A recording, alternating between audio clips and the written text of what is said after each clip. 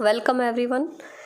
BSc first year maths में differential calculus का syllabus हमारा चल रहा है कंटिन्यू, जिसमें आज हम जो टॉपिक स्टार्ट कर रहे हैं वो है कर्वेचर या वक्रता।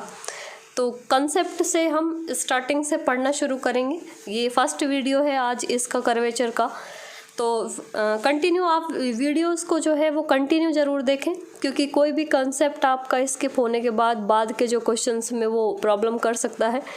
तो पूरा कंसेप्ट कंटिन्यू और स्टार्टिंग से ज़रूर पढ़ें। इसके अलावा हमने इसकी और काफ़ी सारी यूनिट्स पहले पढ़ चुके हैं, तो वो भी आप प्लेलिस्ट में जाके देख सकते हैं। वीडियो अच्छी लगे तो लाइक शेयर ज़रूर करें। तो स्टार्ट करते हैं आज के टॉपिक को। तो ये वक्रता या कर्वेचर है, और क्योंकि जो क्वेश्चंस आपके पेपर में आते हैं, और उसके अलावा ये जो टॉपिक है ये आरपीएससी फर्स्ट ग्रेड और सेकंड ग्रेड या बीएससी में अब आपकी जैसे, क्योंकि यूनिवर्सिटी के अकॉर्डिंग कुछ ईयर का डिफरेंस हो सकता है। बाकी आप अपना देख सकते हैं कि ये किस आपके सेमेस्टर में या ईयर में चलती है बुक। बाकी जो बुक है और कंसेप्ट है वो सेम है। तो ठीक है, ये कर्वेचर स्टार्ट करेंगे। पहले हम इसका कंसेप्ट पढ़ेंगे, क्योंकि हमारा पैटर्न हर टॉपिक को पढ़ने का यही रहता है कि पहले हम कंसेप्ट पढ़ते हैं अच्छे से और उसके बाद में क्वेश्चन सॉल्व करते हैं। तो स्टार्ट करते हैं। देखो, कर्वेचर, ये जो कर्वेचर वाला टॉपिक है ये चाप के अवकलज या जो डेरिवेटिव ऑफ एन आर्क हमने पढ़ा था उससे काफ़ी मिलता जुलता या सिमिलर टॉपिक है। उसके ही इसमें भी यूज़ होंगे। तो सबसे पहले कर्वेचर की डेफिनेशन इम्पॉर्टेंट है, शॉर्ट क्वेश्चंस में आ सकती है। तो पहले इस डायग्राम को समझेंगे थोड़ा सा कि ये कोई चाप है, चाप का कोई भाग है ए से लेके बी, कोई छोटा सा चाप है। इस चाप में दो बिंदु हमने लिए हैं, एक पी और एक बिंदु क्यू। नेबरिंग पॉइंट्स हैं, दोनों पास पास स्थित हैं।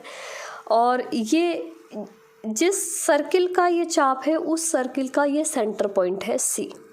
और यहाँ से उसके बाद में अब हम इसको पढ़ते हैं। देखो पहले कि माना कि ए बी एक दिया गया वक्र या कर्व है। यहाँ पे ये ए बी किसी कर्व कोई कर्व है। इस पर दो बिंदु P तथा Q स्थित हैं। तो ये हमको जो हमने इसमें देखा है उसको हमको लिखना है। अब हम बिंदु P और Q पर अभिलंब खींचे तथा माना कि ये अभिलंब बिंदु N पर मिलते हैं। अब हम दो अभिलंब खींचेंगे, एक बिंदु P पर और एक अभिलंब खींचेंगे बिंदु Q पर। अभिलंब मतलब इस पर जो लंबवत रेखा, यानी और बिंदु P पर भी लंबवत रेखा। ये अभिलंब हम खींचेंगे तो दोनों अभिलंब कहीं ना कहीं जाके मिलेंगे। उस बिंदु को हमने माना है कि ये बिंदु N पर मिलते हैं। अब यदि Q को P की ओर प्रवृत्त करते हैं तो N बिंदु C की ओर प्रवृत्त होगा। तो यहाँ पे ये कंसेप्ट क्या है कि जैसे जैसे ये C बिंदु क्या है कि जैसे जैसे ये Q इधर आएगा तो ये लाइन, जैसे जैसे ये Q बिंदु इस P के पास आता जाएगा वैसे वैसे ये लाइन इस तरह से चलेगी यहाँ पे, कि जब इधर आएगा तो फिर ये लंबवत रेखा थोड़ी और ऊपर आएगी, फिर थोड़ी और ऊपर आएगी, थोड़ी और ऊपर आएगी। इस तरह से ये माना है कि जैसे जैसे ये बिंदु Q P की ओर अग्रसर होगा या P की ओर टेंड करेगा, वैसे वैसे ये जो बिंदु है इसकी पोजीशन चेंज होती जाएगी। और एक पॉइंट पर इसकी जो पोजीशन है वो मान लिया कि ये किस की ओर अग्रसर होगा, C की ओर। तो इसको हम लिख सकते हैं कि अतः यदि Q टेंस टू P तो N टेंस टू C, कि अगर Q P की ओर बढ़ेगा तो N जो है वो C की ओर प्रवृत्त होगा। ये तो हमारा इस डायग्राम का कंसेप्ट है। ऐसी स्थिति में बिंदु C को बिंदु P पर वक्र का वक्रता केंद्र कहते हैं। तो यहाँ पर ये अब याद रखना है कि इतना जो हमने डायग्राम में यहाँ पे बनाया है उस डायग्राम का जो पोर्शन है उसको लिखने के बाद कि ए बी एक दिया गया वक्र है, उस पे दो बिंदु हैं P और Q, और उन बिंदुओं पर अगर हम अभिलंब खींचेंगे तो Q और P पर जो अभिलंब है वो मान लिया किसी बिंदु N पर मिलते हैं। Q P की ओर टेंड करेगा तो ये N जो है वो एक बिंदु की ओर अग्रसर होगा जिसका नाम है C, और ये जो बिंदु है वो इस वक्र का वक्रता केंद्र या सेंटर ऑफ कर्वेचर होगा। कि इसको हम कहते हैं इस कर्व का सेंटर या सेंटर ऑफ कर्वेचर। तो ये तो हो गया सेंटर ऑफ कर्वेचर।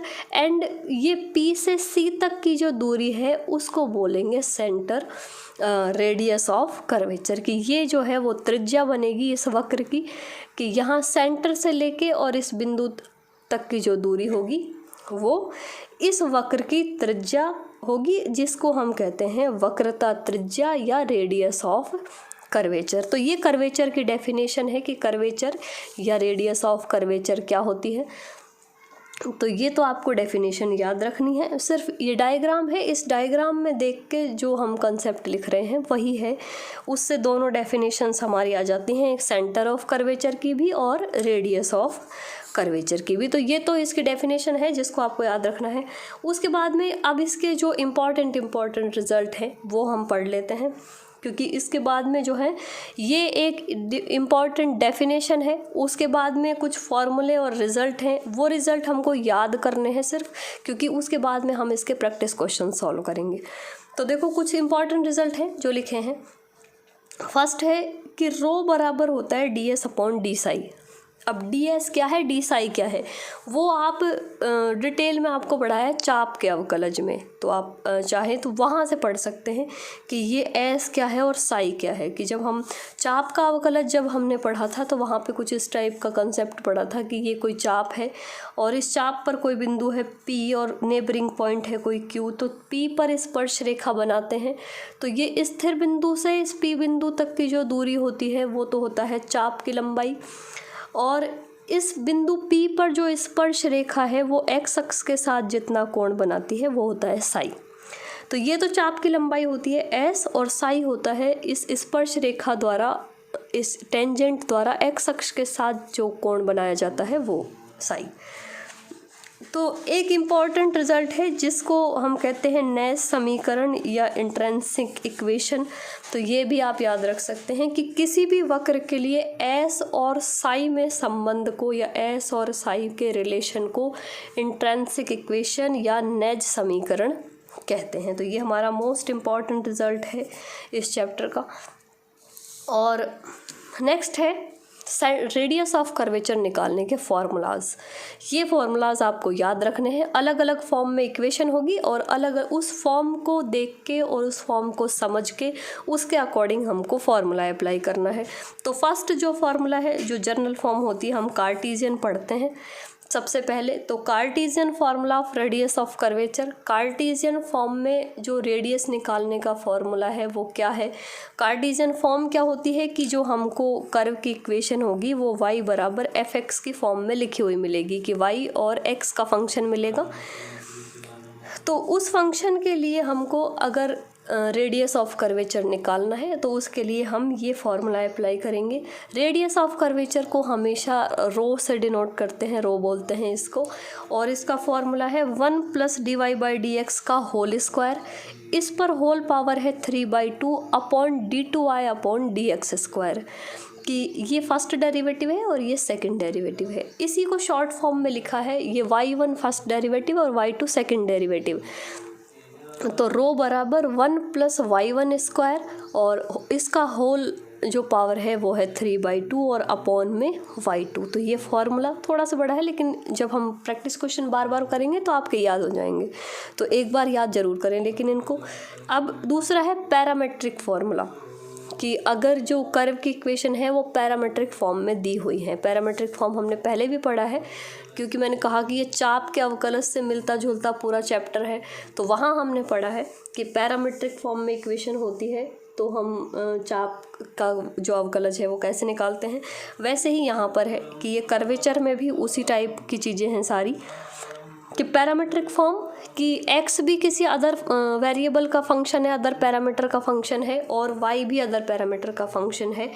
तो जो हम फार्मूला लगाएंगे वो लगाएंगे ये वाला, कि x डैश का मतलब है x का t के सापेक्ष डेरिवेटिव यहाँ पे, कि इसको ऐसे लिख सकते हैं x डैश जो है वो dx अपॉन dt है, कि x t का फंक्शन है तो t के रेस्पेक्ट में इसका डेरिवेटिव निकलेगा, और y डैश का मतलब है dy अपॉन dt। तो ये x डैश और y डैश को शॉर्ट फॉर्म में लिख दिया है हमने। कि जो फॉर्मूला है वो है रो बराबर x dash square plus y dash square whole power 3/2 same रहेगी। यहाँ पे अपॉन में आएगा x dash y double dash minus y dash x double dash. तो फॉर्मूले तो आपको याद करने ही पड़ेंगे, उसका कोई और अदर सॉल्यूशन नहीं है, तो फॉर्मूले ज़रूर याद करने हैं इसके। तो ये कार्टेशियन फॉर्म हो गया, पैरामीट्रिक फॉर्म हो गया।